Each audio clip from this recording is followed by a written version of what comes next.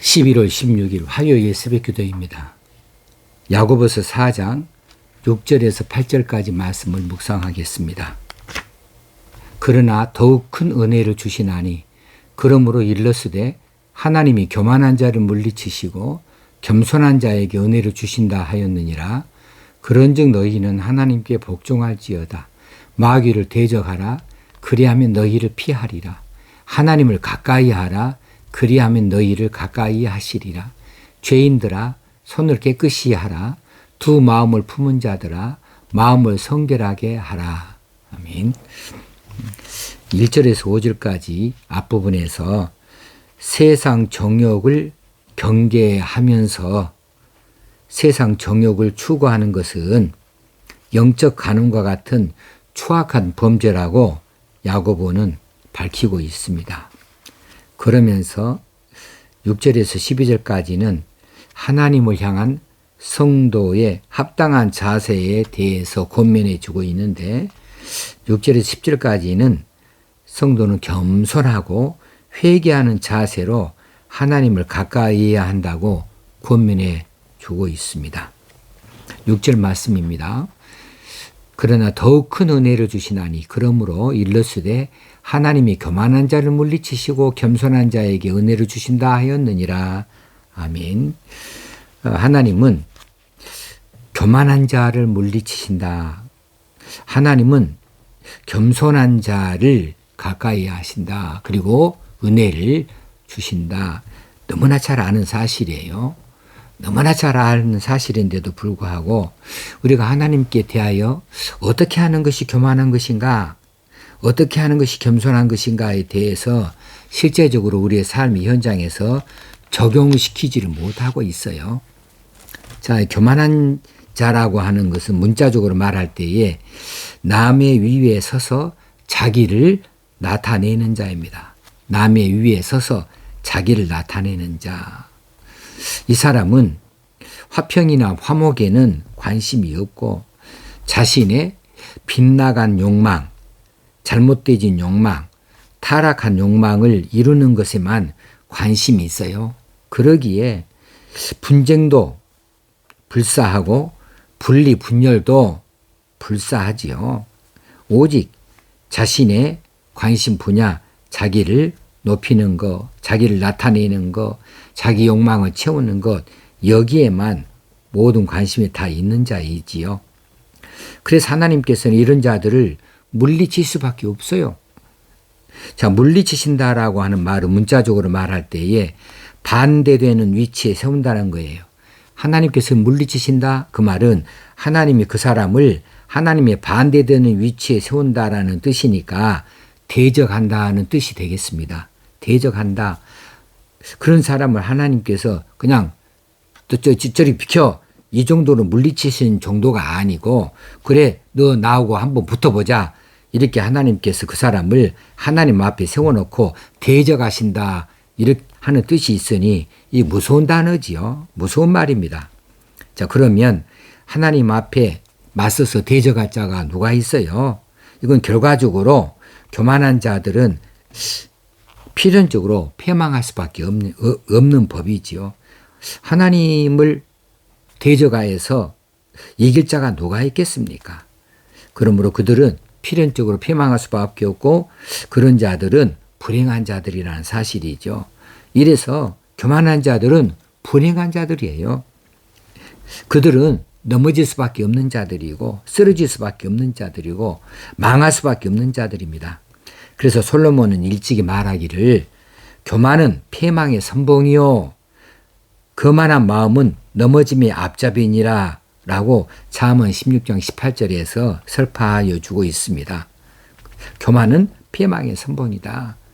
그러면 무엇이 교만이냐 하면 하나님을 하나님으로 모시지 않는 거예요. 하나님 없이 자기 혼자 일어설 수 있다고 하는 거예요. 하나님의 도우심이 없이 자기 혼자 해결할 수 있다는 겁니다. 성공할 수 있다는 것이죠. 이것만큼 교만한 것이 어디 있어요? 연약한 인간이 어떻게 무엇인들을 하나라도 제대로 할 수가 있겠습니까? 하나님 도우심이 없이는 안 되죠. 우리는 애초부터 피조물입니다. 그러므로 창조주 하나님의 도우심이 필요하고요. 창조 하나님의 뜻을 따라야만 하는 것이지요. 그런데 그렇지 못한 사람들이 자주로 보여요. 그런데 그분들이 자신들이 믿음에 대해서 식었다 이렇게 생각하지 하나님에 대해서 교만한 자라는 생각은 추호도 하지 않거든요. 그분들이 교만한 겁니다. 그런 사람이 교만한 거예요. 하나님 여호와의 이름을 알아요. 하나님은 어떤 분인지 알아요. 하나님의 사랑이시고 예수 그리스도 이 땅에 보내주신 줄 압니다. 하나님 모든 능력의 모든 지혜의 근본이시고 모든 것을 다 이루실 수 있는 전능하신 분을 이해해요. 알아요. 근데 지식으로만 안다고요. 실제로 하나님 앞에 그런 하나님을 향하여 도우심을 구하고 하나님 앞에 나가 자신을 드러내고 회개하고 하는 일들에 대해서는 전혀 관심이 없거든요. 그래서 그들은 하나님 앞에 교만한 자로 그렇게 몰려 서버리는 거예요. 자기도 모르는 사이에 교만한 자의 자리에 서버리는 거예요. 그런 사람 하나님 물리치신다고 하지 않았습니까? 대적하신다 하지 않았습니까? 그들이 뭘 이겨낼 수 있겠어요? 그들이 뭘 해낼 수가 있겠어요? 아무것도 못하는 거죠. 하는 것마다 다 망하는 거지요. 계속 하는 것마다 망하면서도 하나님을 안 찾아요. 그러면서 자기는 교인이라고 말해요. 이런 어리석은 일이 어디가 있습니까? 교만한 자 되지 마십시다. 교만한 자, 자칫 잘못하면 우리 교만한 자 되어지는 겁니다. 반면에 겸손한 자는 어떤 사람이냐 하면 하나님의 은혜를 받는 복된 자인데 문자적으로 볼 때에 지면에서 높이 솟아오르지 않는 이런 뜻이 있습니다. 지면이 평평하지요. 근데 높이 솟아오르지 않는 이란 뜻을 가지고 있으니까 영적으로는 낮은 이라고 하는 뜻을 가지고 있습니다. 하나님의 뜻에 따라서 자신의 악한 욕망을 억제할 줄 압니다. 형제와의 화목을 추구할 줄 압니다. 왜냐하면 이것이 하나님이 기뻐하시는지 알기 때문에 그래요. 그리고 한 마음으로 하나님을 사랑하는 마음을 변치 않고 그렇게 계속 이끌어가는 마음을 말하지요. 그런 마음을 가진 사람은 창조주 하나님 앞에서 자신이 피조물이다. 그래서 피조물로서의 위치를 똑바로 아는 겁니다. 그래서 하나님의 뜻, 이것은 높으신 뜻이에요. 이건 결코 무시할 수 없는 뜻입니다. 이 하나님의 뜻에 자신을 낮추어서 그 뜻에 자신을 맞추어 가는 거예요. 하나님이 이렇게 하라면 그렇게 하는 겁니다. 저렇게 하라면 저렇게 하는 겁니다. 가라면 가는 거고 멈추라면 멈추는 거예요. 하나님 뜻에 자기 자신을 맞추어 가는 겁니다. 거기에다가 자기 고집을 내세우지 않아요. 거역하지 않아요. 자신을 낮추는 거죠.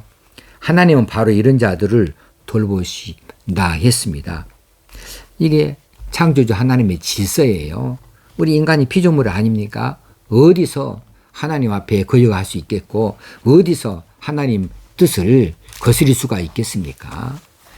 그거 다 우리를 이롭게 하고자 하는 것이고 우리를 행복하게 하는 것이 하나님의 뜻인데 그 하나님의 뜻을 따르는 거 이것이 우리에게 유익이 되어진 것을 알아야 되는데 자기 마음대로 해석을 해요.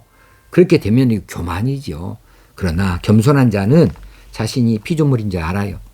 자신의 지혜, 지식에 한계가 있는 줄 알아요. 하나님 뜻이 자신의 위에 있는 줄 알아요. 어떤 뜻이 됐든지 간에 이것이 옳은 줄 알아요. 그래서 거기에 자신을 맞춰가는 거예요. 나는 잘못되어져 있다. 하나님이 제시한 것이 맞다 하고 거기에 돌이키고 거기에 맞춰가는 겁니다. 하나님 말씀 앞에 자기 자신의 뜻을 낮추는 거예요. 이렇게 하는 자들을 왜 하나님이 싫어하시겠습니까? 이런 자들을 기뻐하시죠. 이런 자들의 은혜를 하나님께서 주시지 않겠습니까? 7절 말씀 그런즉 너희는 하나님께 복종할지어다. 하나님께 그러니까 복종해야 되죠. 우리가 어떻게 하나님을 대적할 수 있겠어요? 복종해야 됩니다. 복종하는 것 이것은 겸손한 자의 특징이 아니겠습니까? 겸손한 자의 자세가 아니겠습니까? 복종입니다. 그러고 나서 마귀를 대적하라 그리하면 너희를 피하리라. 8절에서 하나님을 가까이 하라 그리하면 너희를 가까이 하시리라. 이렇게 대조를 시켜놨습니다. 마귀를 대적해라. 그리하면 너희를 피할 것이다. 하나님을 가까이 하라. 그리하면 너희를 가까이 하시리라. 이 중에서요, 하나님을 가까이 하면 하나님께서 우리를 가까이 해주시에게 가까이 와주십니다. 그러면 마귀는 하나님 우리 사이에 개입할 틈이 없죠. 마귀를 대적할 것도 말 것도 없어요. 하나님께 가까이 가버리면 하나님과 나 사이가 밀착되어져 있는데 어떻게 마귀가 그 사이를 끼어들 수 있겠습니까? 그러니까 마귀 대적할 일도 없는 거죠. 그래서 하나님을 가까이 하는 것. 어떤 사람이 가까이 합니까? 교만하지 아니하고 겸손한 자입니다. 겸손한 자가 가까이 하는 겁니다. 그래서 진정한 겸손이라는 것은 하나님께는 복종을 하는 것이고 마귀에 대해서는 단호히 대적하는 것이다. 그랬습니다. 겸손이란 선에 대해서는 온유한 것이고요. 악에 대해서는 단호한 거예요. 겸손이 여기에도 그냥 이렇게 저기에도 그냥 이렇게 물에 물 탄 듯 술에 술 탄 듯 이렇게 무조건 고개 숙고 다 받아들이는 것, 이게 겸손이 아니고요. 선에 대해서는 온유한 것이고 악에 대해서는 단호한 것이다 라고 말할 수 있어요. 이거 본을 보여주셨는데 주님께서 제자들의 발을 씻겨주실 정도로 겸손하셨습니다. 겸손을 친히 우리에게 보여주셨습니다. 반면에 성전을 강도의 구렬로 만든 자들에 대해서는 채찍을 휘두를 정도로 단호하셨습니다. 그렇습니다. 주님께서 그렇게 지극히 겸손한 면에 대해서 두 가지 면을 우리에게 확실하게 보여주셨어요. 선에 대해서는 온유하시고 악에 대해서는 단호하셨다. 우리도 그렇게 따라해야 할 줄로 압니다. 하나님께는 복종을 해야 되고요. 마귀에 대해서는 단호해야 됩니다. 하나님 나라에 대해서는요, 우리가 지극히 큰 관심을 가져야 되고 세상 나라의 여러 가지 잡다한 죄악들에 대해서는 단호해야 되지 않겠습니까? 확실히 잘라내고 뒤돌아서 해야 되지 않겠습니까? 8절 말씀입니다. 하나님을 가까이 하라. 그리하면 너희를 가까이 하시리라. 잠언 4장 8절에서 하나님을 높이라. 그리하면 그가 너를 높이 들리라 하신 말씀하고 그 일맥상통하는 말씀이죠. 자, 하나님을 가까이 하는 것에 무관심한 성도들이 있어요. 하나님을 가까이 하는 것에 무관심한 성도들, 어떤 성도라고요? 교만한 성도라고요. 아니, 내가 왜 교만해요? 내가 잠시 좀 교회에 멀리 있을 뿐이고 기도를 쉴 뿐이고 내가 좀 여러 가지로 머리가 복잡하고 고민이 있어서 내가 지금 좀 정신 차릴 때까지 잠시 내가 좀 이렇게 쉬고 있을 뿐이지 뭐 내가 하나님께 무관심합니까? 맞습니다. 무관심합니다. 하나님을 가까이 하지 않는 거 맞습니다. 기도가 쉬어버리면요, 하나님 여기서 멀어지기 시작하는 것이고요. 말씀이 끊어지면요, 우리 영의 양식이 끊어지니까 우리가 영적으로 피폐해진 자가 되어지는 거예요. 그래서 하나님 가까이 하는 것에 대해서 무관심하다, 그렇게 되어지는 거예요. 이것이 바로 교만한 자예요. 교만한 성도예요. 자기가 아무리 나는 교만한 성도가 아니다 해도 그건 어쩔 수 없이 교만한 겁니다. 왜? 하나님 가까이 하지 않고 있기 때문에 그래요. 하나님 멀리하고 있어요. 하나님 나라에 대해서 관심이 없어요. 하나님 뜻에 대해서 살피질 않아요. 자기를 고쳐가려고 하지 않아요. 자기 뜻대로 하려고 해요. 자기 힘으로 뭔가 이루려고 해요. 그러니 그게 교만한 거죠. 자, 살아계신 하나님을 의식하지 못하는 성도들이 가끔씩 보입니다. 살아계신 하나님을 의식하지 못해요. 하나님이 그러면 어떤 하나님이십니까? 하나님 목석으로 만든 우상입니까? 하나님 아무 의식도 없는 분이십니까? 하나님이 눈이 없으십니까? 하나님이 귀가 없으신 분이십니까? 살아계신 하나님 의식하지 못한다. 하나님의 귀와 눈을 의식하지 못하는 사람이에요. 그럼 그분들의 믿음은 어떤 믿음이에요? 어떤 믿음이고 과연 그들은 무엇을 믿는 것이고 그들의 진정한 믿음을 무엇으로 찾을 수가 있겠습니까? 증명할 수가 있겠습니까? 하나님은 살아계실 뿐만 아니라 만복의 근원이시고요. 하나님은요, 생명의 주관자 아니십니까? 우리 인생을 주관하시는 분 아니십니까? 생과 사를 생사를 주관하신 분이시죠. 우리 인생을 경영하시는 분이십니다. 그 하나님을 왜 의식하지 못합니까? 의식해야지요. 하나님 의식한다면 가까이 할 수밖에 없어요. 하나님 눈으로 보고 있는 것을 내가 깨닫고 있는데, 하나님이 귀로 듣고 있는 것을 다 알고 있는데 어떻게 내가 함부로 할 수 있다는 말입니까? 하나님을 의식하고 하나님을 가까이 해야 됩니다. 하나님을 찬양하고 하나님을 높여야 됩니다. 그리하면 하나님이 너를 가까이 하시고 높이 들리라 하신단 말이에요. 하나님께 가까이 다가가서 입을 열어서 간절히 기도할 수 있어야 됩니다. 이것이 하나님 앞에 겸손한 자예요. 하나님 도와주세요. 하나님 너무 힘들어요. 하나님 어떻게 하면 좋을지 모르겠어요. 단순하게 그렇게 고백할 수 있어야 돼요. 이게 믿음 있는 자의 모습이죠. 그런데 믿음이 있다 하면서 하나님께 가까이 가지 않습니다. 멀리 합니다. 예배하지 않습니다. 기도하지 않습니다. 말씀대로 따라 살지 않습니다. 그냥 내 마음대로 살아요. 내 뜻대로 살아요. 혼자 고민해요. 혼자 걱정해요. 혼자 세상 짐을 다 지려고 그래요. 혼자 모든 걸 다 해결하려고 그래요. 뭘 할 줄 안다고. 이거 교만한 거라는 거예요. 하나님께 말하세요. 하나님께 나아가세요. 하나님 도와주세요. 하나님 앞에 자신이 무슨 체면을 차릴 것이 무엇이 있습니까? 무슨 자존심을 내세울 것이 무엇이 있습니까? 하나님, 나 잘 알지 않습니까? 내 형편을 알지 않습니까? 하나님 도와주세요. 하나님 너무 힘들어요, 지금. 이 현실이 너무 힘들어요. 나 어떻게 하면 좋을지 모르겠어요. 하나님 지혜를 주세요. 하나님 가르쳐 주세요. 하나님 손을 내밀어 주세요. 하나님께 이렇게 고백하면 하나님이 가까이 오셔서 답을 주실 줄로 믿습니다. 그렇게 믿으시길 바랍니다. 죄인들아 손을 깨끗이 하라. 하나님 뭔가 주시려고 할 때 손이 깨끗해야 되죠. 손 깨끗이 하라 할 때 앞에 죄인들을 붙였어요. 왜 죄인입니까? 아직 예수의 이름으로, 아직 예수 그리스도의 피로 씻겨지지 않았다는 거예요. 우리는 예수의 피로 이미 거듭난 사람들입니다. 그러나 우리의 손과 발은 늘 더럽혀져 있어요. 자주를 씻어야 됩니다. 그래서 성찬식도 하지 않습니까? 그래서 회개기도도 하지 않습니까?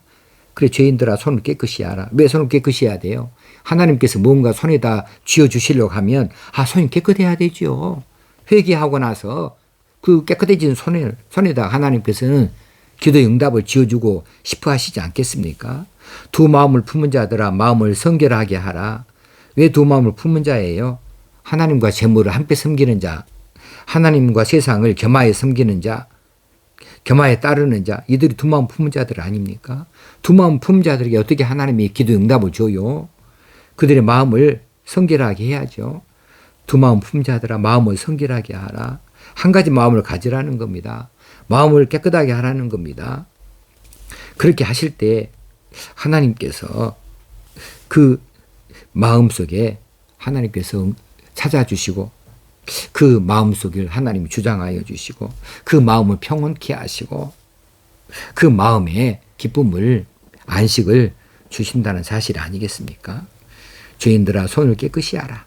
두 마음을 품은 자들아 마음을 성결하게 하라. 이 뜻은 지금 뭔가 주시고 싶다는 거예요. 그래야 줄 수 있다는 거죠. 자, 오늘 교만한 자가 되지 아니하고 겸손한 자가 되어야 되겠다. 하나님께 가까이 하는 자가 되고 하나님 멀리하는 자가 되서는 안 되겠다. 두 가지 다 같은 말이에요. 하나님을 가까이 하지 않는 것이 교만한 거예요.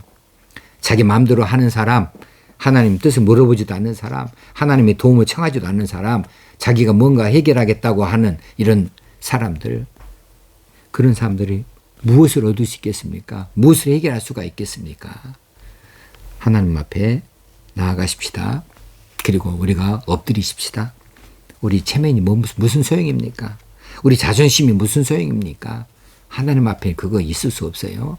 어떻게 부모 앞에 그런 것이 있답니까? 하나님 앞에서 더더욱이 무엇이 그런 것이 필요하답니까? 다 내려놓고 하나님, 내가 돌아왔습니다. 하나님, 나를 기억해 주세요. 하나님께서 살아계신 줄을 믿습니다. 하나님 사랑이 내게 임하여 있는 줄 압니다. 하나님 도와주세요. 도와주세요.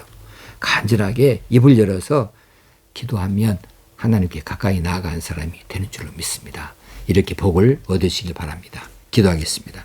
하나님 아버지, 오늘도 이렇게 말씀하여 주셔서 감사합니다. 우리가 깨달았으면 돌이킬 줄 알게 하시고 돌이켰으면 열심을 품을 수 있게 하여 주시옵소서. 예수님의 이름으로 기도합나이다. 아멘. 오늘 하루도 하나님께 주신 날, 승리하는 날 되어지길 바랍니다. 감사합니다.